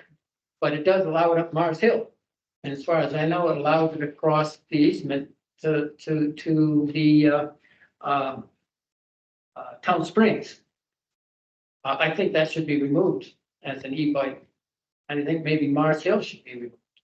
But as a caveat to this, and a balance between what is literal in the easement and the laws and what is pragmatic. We have a problem with access. It's a mesa. And almost all accesses are up steep hills. And that limits the number of people that can use it. Until we work out the Section 17 situation, there will be no road access at that level that would provide access to other people, every people. Remember, it was taxed, paid for, so it's not just for us. It's for everybody. And access is a problem. E-bikes provide assistance to those who couldn't get up those hills otherwise. So that's the caveat that, but that may be in the future. Right now, we do not have any enforcement of management, and that I think is a very strong point. If you say no, then you have the grounds enforced. If you say, oh, maybe this and this, you have the grounds to enforce, but you don't really have the practical way of enforcing it. As far as the trails design is used, not the placement where they are, but right now, the design of the trail itself, they should be multi-purpose. This is for everybody. It's not just a single track for bikers and runners that have good balance. It should be wide enough to serve all uses of it. As far as where the trails are right now, I think it's good. It's been improved. Trails were in places that I didn't think were very good. Certain canyons, certain tanks in certain areas, and they've been modified. That and you have to have a trail system up there. If you don't, you'll have, which is on Section 17. And the maps that you've mapped out on that, it's just a hodgepodge of trails. In 1969, there were a few forest roads, and I was happy with that. And now I could get lost on something that I've lived on for 54 years. I've just discovered a new trail up Wolf Canyon that comes along the rim and drops down into Fox Canyon. Beautiful trails, but poorly designed, give a great view, but off of those trails now are other trails dropping down. So you have to have a trail plan on the Observer Mesa generally, and it has to be a balance. And I think you've reached that balance, except in the case of that one canyon, which is awful. Just to reaffirm, multi-use trails, not directional trails. Sometime in the future, there may be a reason to have one set aside for one reason or another, but at this point, early in the stage, no. The other balance to all of what I've said and what everybody said here is we've got directional trails, we've got challenging trails, all within a step out of the city limits to the north. Um, so that's covered, that's really covered. The other thing I'd like to say to the audience and anybody else is listening, that we do have an opportunity to get funding for management. It's an adjustment in the budget. And that will be coming up soon. It's in April, I think. And if you would like to know more about it, you might ask the staff. And then you might write letters to the city council. There's a wonderful, wonderful possibility that the staff and Rebecca have come up with that is a zero sum as far as cost, but it's a tremendous amount of money because we don't have any money now. So relatively speaking, and to do this management, do this enforcement, develop a citizens group that will, just like Picture Canyon, that will be up there, neighborhoods that are around the area that would be up there and say, these are the rules. We understand the rules and they're correct and you're breaking the rules, or this is happening and we can report it. I'm really excited about the possibilities, but it all goes back in my mind to the Arizona Preservation Preserve Initiative application that the city made that spells out what's important.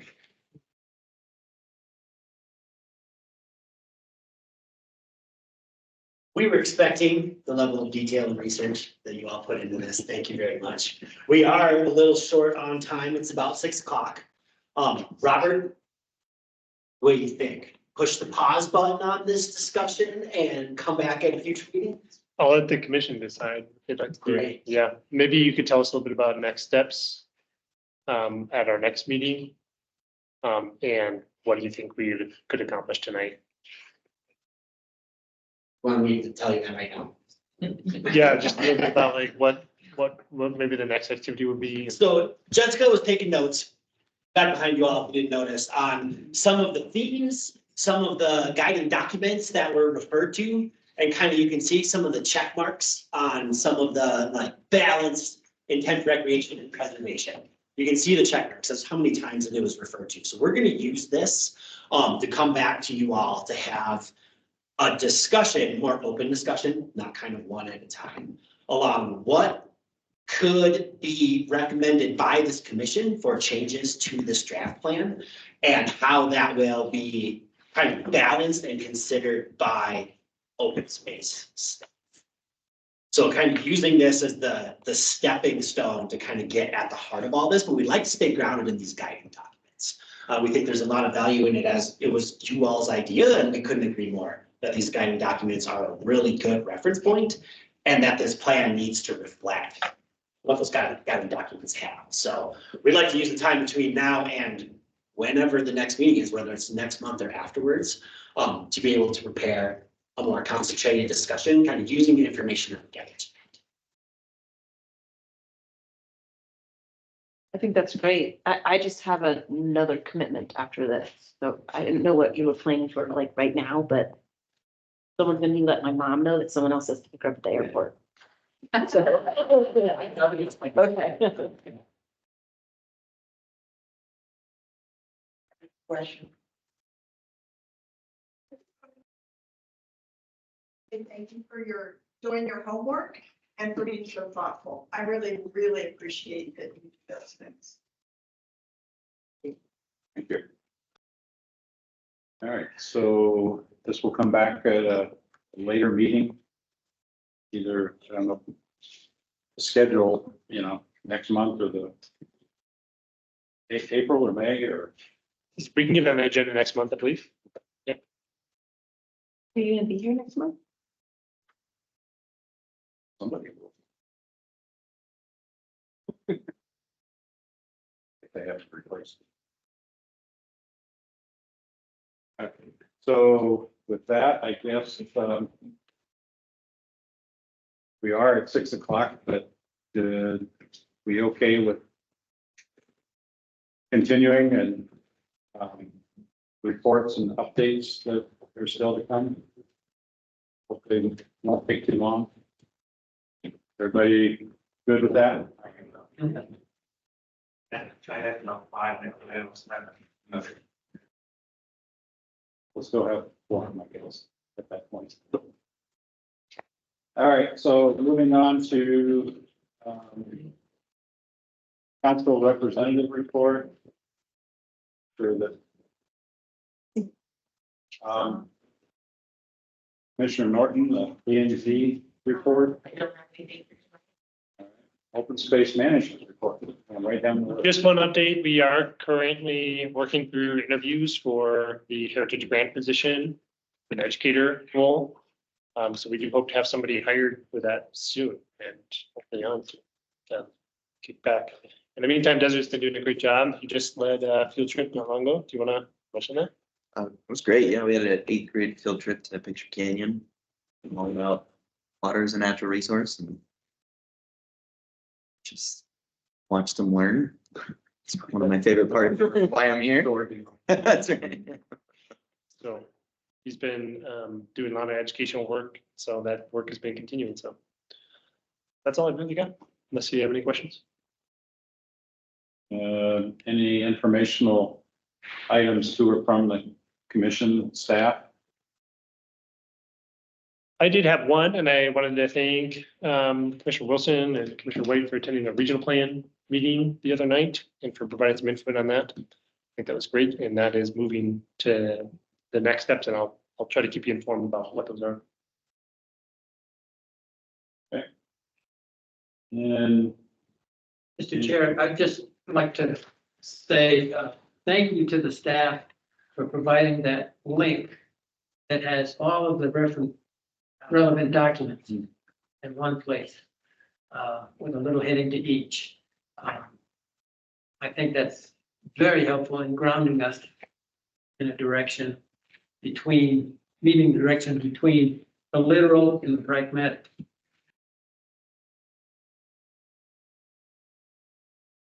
Well, and also I have to thank, of course, that's to become excellent chair for the one that I know, 2 years, 3 years, this is like, so thank you. thank you. You know, they always really good in them of to everybody, respectful to the people who attend. And thank you for that. I'm sure you'll see me sitting out there. So. Yeah, good job. I also really, I think we all. Yeah. But he says he's gonna keep coming until he's replaced. Good. Yeah, until they were. Until it's Until they- officially replaced. Yeah. And then you can come back after a year. The year is supposed to be from January, right? Yeah. Supposed to It be. depends on the appointments. I'm not, I think they're either August or October. I can't remember when most of our appointments are. And then, of course, there's, it gets, We'll see. Thank you.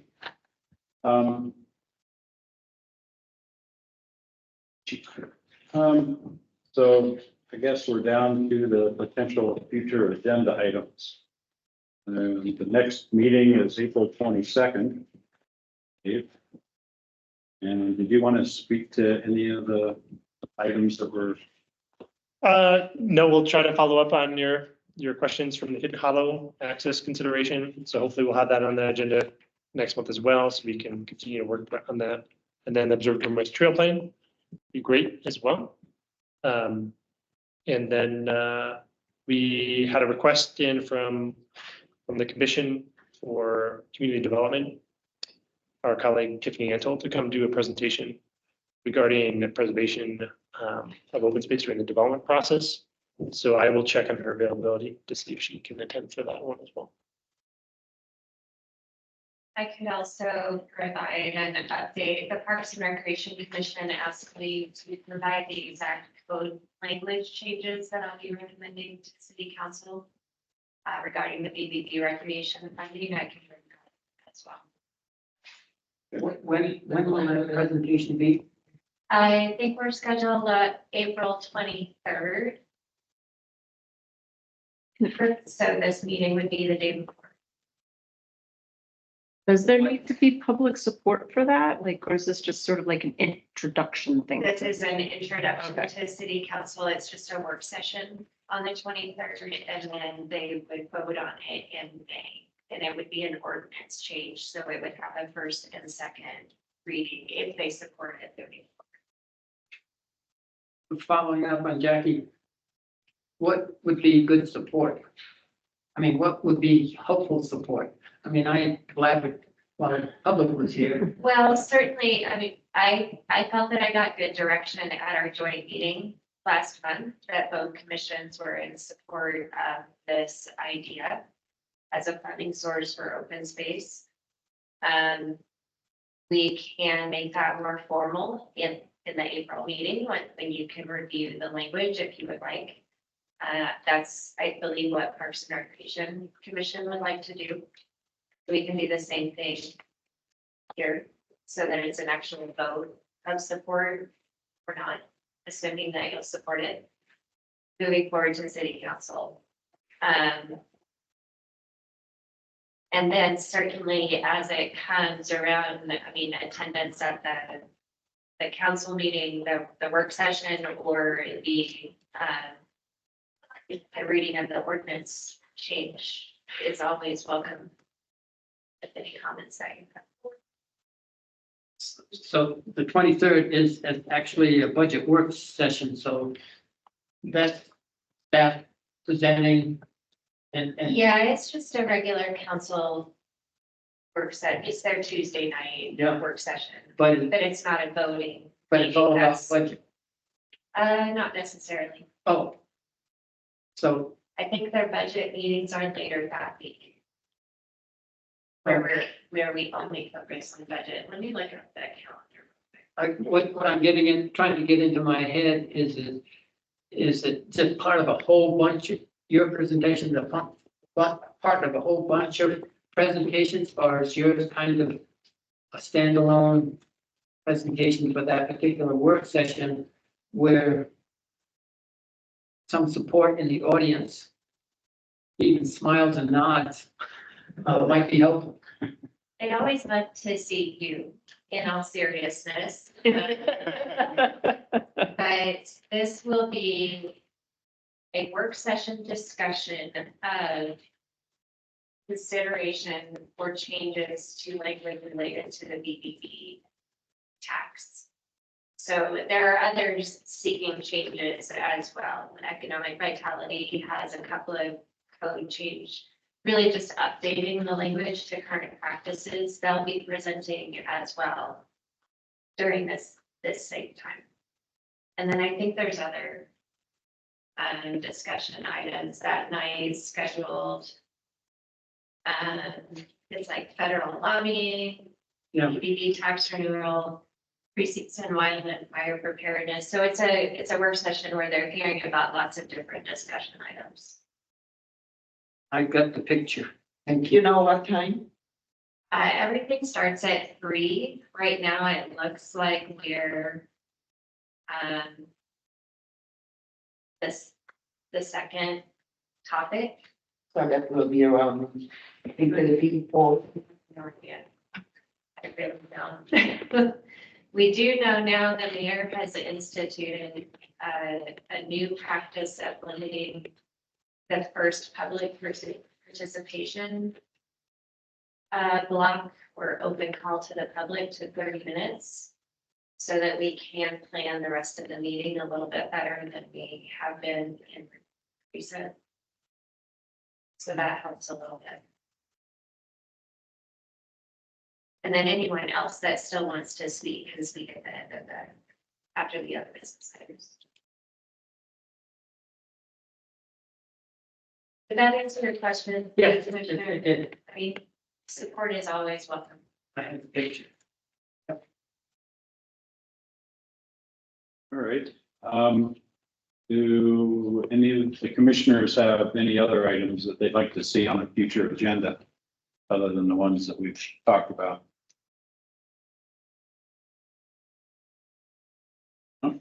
Okay.